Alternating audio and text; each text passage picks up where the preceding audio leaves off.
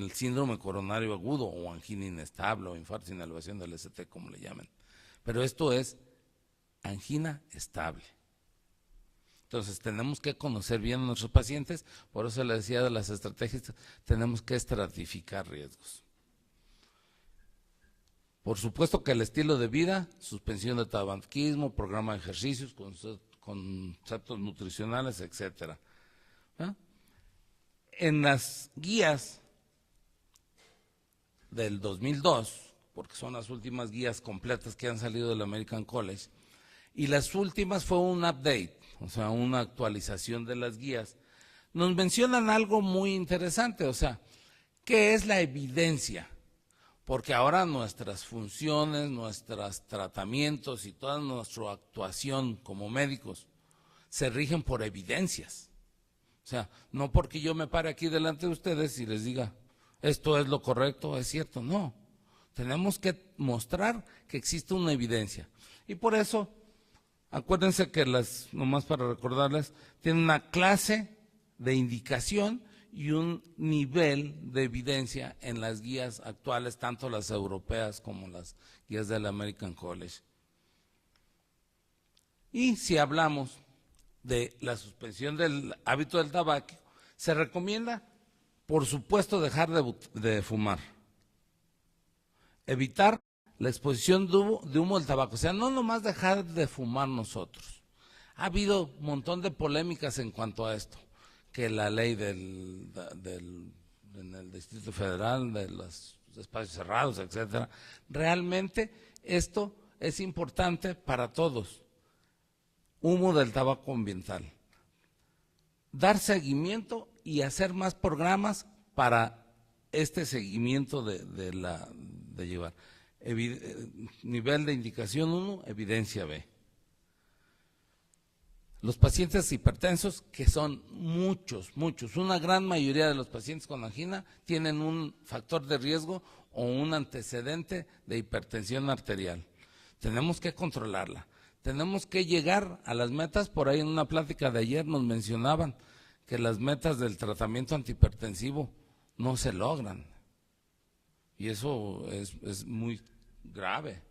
En el ENSA 2000 nos demostraron que solo lográbamos en el 25-30% del paciente las metas. Entonces, todos los pacientes deben de hacer todo lo necesario y nosotros como médico ayudarles a que logren que controlen su presión arterial. El control adecuado, según las guías, las cifras son 140-90, pero existen grupos especiales en los cuales tenemos que disminuir esa meta. Recomendación 1 con evidencia A. Tenemos que verificar y conocer que se esté tomando bien la presión. La presión arterial, hay muchas alteraciones en las tomas, muchas alteraciones y pobres tomas que nada más inquietan a los enfermos. Existen aparatos digitales que nada tienen que ver con una fidelidad en la toma de la presión.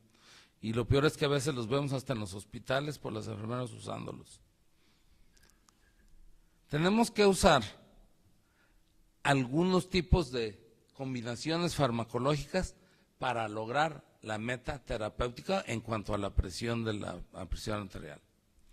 Un aspecto muy importante en las metas de nosotros es el manejo de los lípidos para manejar la angina estable. Creo que es uno de los más importantes porque ya se ha demostrado en muchos estudios de lípidos que hay reducción de la placa aterosclerosa, además de estabilización de esa placa. Eso creo que es lo más importante en el aspecto que apoya que los fármacos sí funcionan. Por supuesto que tenemos que darle tratamiento dietético y agregar algunos otros productos adecuados para que los niveles de lípidos puedan ser reducidos a las cifras metas, otra vez con las metas. A veces no tenemos las cosas necesarias, se les quise poner como información. Muchos laboratorios o en muchas instituciones no nos reportan colesterol LDL. Y aquí está la fórmula para que lo puedan ustedes calcular, ¿verdad? Con el HDL y con el colesterol total y triglicéridos. Bueno, el manejo de los lípidos debe hacerse a todos los pacientes, que va de la mano en el aumento de la actividad diaria. Por eso también la reducción de peso es importante en esto. Ahorita lo vamos a ver. Tenemos que fungir como consejeros. Tenemos que alentar a todos los pacientes a que consuman diferentes alimentos de los que estamos acostumbrados todos los mexicanos, ¿no? Quizás los ácidos omega 3, medicamentos en casos de hipertrigliceridemia. Y aquí está el nivel, la recomendación y el nivel de evidencia.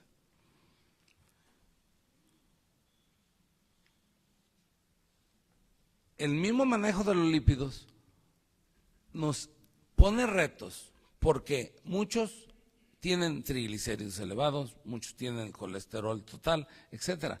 Entonces, a cada uno tenemos que darle su valor y lograr su meta. A muchos dicen, ¿es importante el colesterol HDL? Claro. ¿Es importante el LDL? Claro. Entonces, tenemos que reducir esto a estos niveles. La reducción del LDL en menos de 70 miligramos es difícil, pero sí se puede lograr. Tenemos factores genéticos, étnicos y de educación que nos han hecho tener niveles altos de colesterol de baja densidad. Si nosotros tenemos que el colesterol basal es casi normal, podríamos decir nosotros, porque es de 100 miligramos, los fármacos deben de iniciarse de inmediato. Los cambios de estilo de vida y dieta igual. Y se deben de usar medicamentos reductores de este tipo de lipoproteínas. Y se recomienda que aún con niveles casi normales, porque mayor de 100, que es el límite, sea del 30 al 40%. Si con este tratamiento las LDL son iguales o siguen más de 100 miligramos, el tratamiento con fármacos deberá ser intensificado. O sea, debemos de usar fármacos en forma graduada y más intensiva cada mes. Fíjense, si este nivel es tan bajito como entre 70 y 100, pues es de todos modos razonable, según nos dicen las guías, que sea menor a 70 miligramos.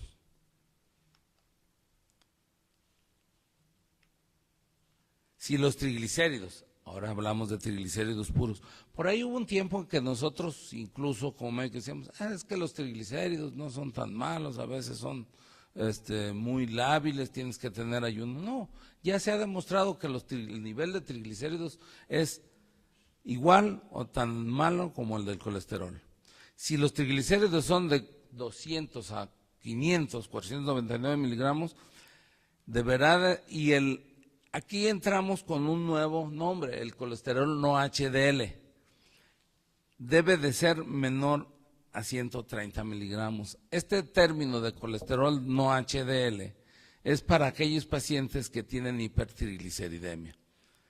Entonces, en estos casos, las reducciones son a menos de 100 miligramos el colesterol no HDL.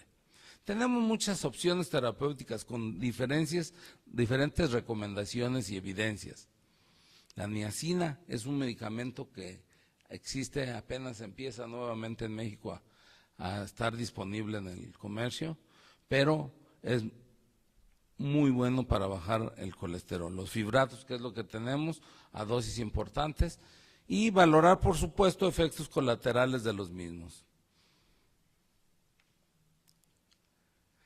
Y aquí algunas recomendaciones para la reducción de estos lípidos y algunas estrategias adicionales que podemos usar, que son cómo reducir el LDL a menos de 70. Bueno, aquí